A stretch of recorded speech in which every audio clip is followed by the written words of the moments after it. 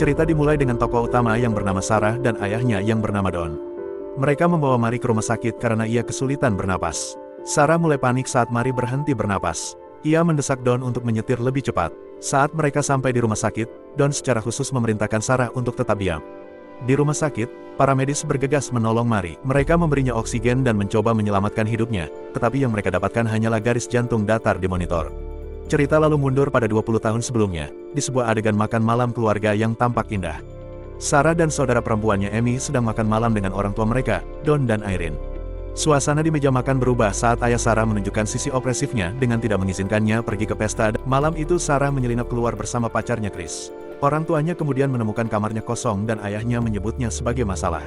Di pesta itu, Sarah bersenang-senang berdansa dengan Chris yang kemudian menyanyikan sebuah lagu yang ditulisnya khusus untuk Sarah. Don telah menunggunya sepanjang malam. Mereka bertengkar dan Sarah mengatakan bahwa saat ia berusia 18 tahun, ia akan meninggalkan keluarga untuk selamanya. Sarah berbicara kepada ibu dan saudara perempuannya tentang rencananya untuk bepergian ke seluruh negeri sambil bekerja untuk menghidupi dirinya sendiri. Ayahnya mendengar percakapan itu dan pergi ke ruang bawah tanah tempat ia membuka keberadaan ruang rahasia di balik rak buku. 3 bulan kemudian Sarah lulus. Dalam percakapan Sarah dengan ibunya, terungkap bahwa ayahnya telah menghabiskan lebih banyak waktu di ruang bawah tanahnya. Ketika Irene meninggalkan rumah, Don menipu Sarah ke ruang bawah tanah saat ia membantunya membawa sebuah kotak ke sana. Ia membawanya ke ruang rahasia dan mengatakan bahwa itu adalah tempat perlindungan bom yang dibuat oleh pemilik sebelumnya. Ia mengunci Sarah di kamar dan Sarah berteriak panik, meminta bantuan. Sayangnya, tidak ada yang dapat mendengarnya karena tempat penampungan itu kedap suara. Ibunya yang khawatir tentang keberadaannya menelepon polisi. Pada hari keempat, ayahnya mengunjunginya dan dengan dingin menjelaskan tentang penahanannya. Mulai sekarang, Sarah akan mendapatkan semua yang ia dapatkan, bahkan udara bersih yang berventilasi. Seorang polisi mengunjungi keluarga itu dan mengatakan bahwa Sarah mungkin telah pergi untuk perjalanan panjang yang direncanakannya ke seluruh negeri. Ibunya tidak percaya bahwa Sarah akan meninggalkan rumah tanpa mengucapkan selamat tinggal. Sendirian dan takut, Sarah mengenang malam-malam yang dihabiskannya bersama Chris seiring berjalannya waktu. Chris datang ke rumah. Don berbohong kepadanya dan mengatakan kepadanya bahwa setelah lulus, Sarah melarikan diri dengan tetangga masa kecilnya. Pada hari ke-21 penahanan di ruang bawah tanah, Sarah merayakan ulang tahunnya yang ke-18 dan ayahnya memberinya kue dan baju tidur merah sebagai hadiah. Sarah meminta jam dan ayahnya mengatakan bahwa Sarah harus melakukan sesuatu untuknya sebagai imbal balik agar ayahnya melakukan sesuatu untuknya. Hampir setahun setelah penahanannya, Sarah diketahui hamil dan ketubannya pecah. Sendirian, Sarah melahirkan seorang anak perempuan bernama Mari. 4 tahun kemudian, Sarah hamil lagi.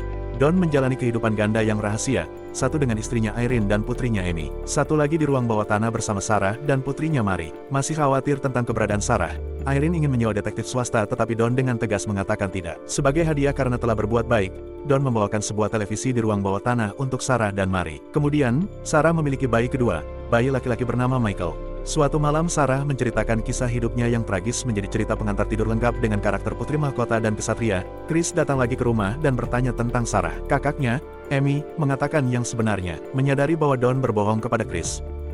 Untuk menghabiskan waktu, Sarah menciptakan petualangan imajiner bagi anak-anaknya untuk membantu mereka melupakan dunia luar. Sementara itu, Don dihadapkan dengan kebohongannya oleh Amy dan Irene. Perkelahian yang mengerikan terjadi. Marah, Irene berteriak bahwa dia akan melakukan segala daya untuk menemukan putrinya. Selama pertengkaran mereka, Don menjatuhkan kuncinya di kursi. Amy mengambil kunci dan pergi ke ruang bawah tanah untuk mencari petunjuk. Don menemukannya, mengambil kembali kuncinya, dan bertarung dengan Amy. Dia marah, takut, dan menyalahkan Don karena menyebabkan Sarah menghilang. Seiring berjalannya waktu, Sarah memiliki bayi laki-laki lain yang diberi nama Thomas. Sarah yang baik dan tenang meyakinkan Don untuk membawa bayi ketiga ke atas. Dia membujuknya dengan menjelaskan bahwa tidak ada ruang untuk bayi lain di ruang bawah tanah, dan bahwa dia tidak punya waktu untuk mengurusnya. Bayi itu ditinggalkan di teras rumah untuk ditemukan oleh Irene. Dalam catatan yang menyentuh hati di keranjang bayi yang tampaknya ditulis oleh Sarah, ia menulis bahwa ini adalah bayinya dan ia ingin agar bayi itu diasuh oleh Irene.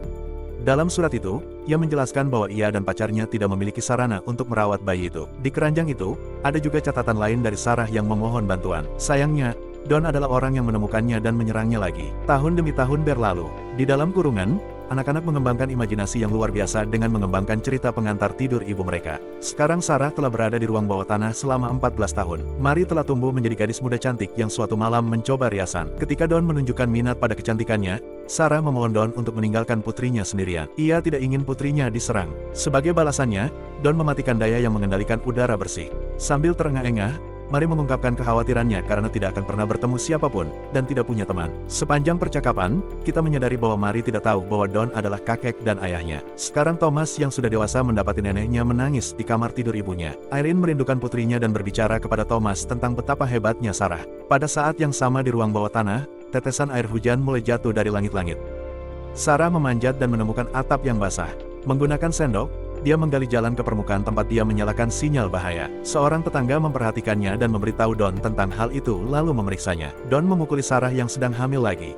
Pemukulan itu menyebabkan dia kehilangan bayinya saat dia menangis karena kesakitan. Don mengubur bayinya di halaman lalu ia pergi ke ruang bawah tanah dan mengeluh. Dia juga memuji Thomas yang sekarang menjadi atlet yang kuat. Ketika Mary dan Michael bertanya kapan mereka akan diizinkan keluar, Don menyalahkan Sarah dan perilakunya yang buruk. Sarah adalah alasan mereka terjebak di sana. Tertekan oleh pertanyaan tak berujung dari anak-anaknya tentang kehidupan mereka, Sarah berteriak dan menghancurkan semua perabotan mereka. Kelelahan, dia jatuh ke tanah, mengingat saat-saat terindahnya bersama Chris. Anak-anaknya menyelimutinya dan membersihkan rumah mereka.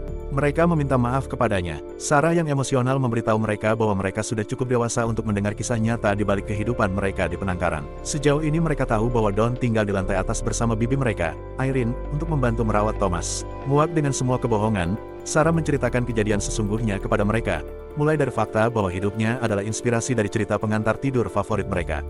Dengan lembut, dia menjelaskan bahwa Don adalah ayahnya, sekaligus ayah mereka. Saat Mary mengetahui kebenaran yang menyakitkan itu, dia mengalami serangan asma yang parah.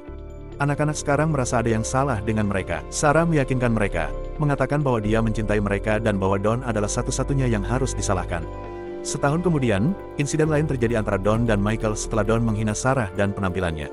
Makanan untuk ruang bawah tanah dijatah karena Don mengalami masalah di tempat kerja. Menghadapi penyitaan terhadap barang-barangnya, Don mencoba mencekik keluarga di ruang bawah tanah.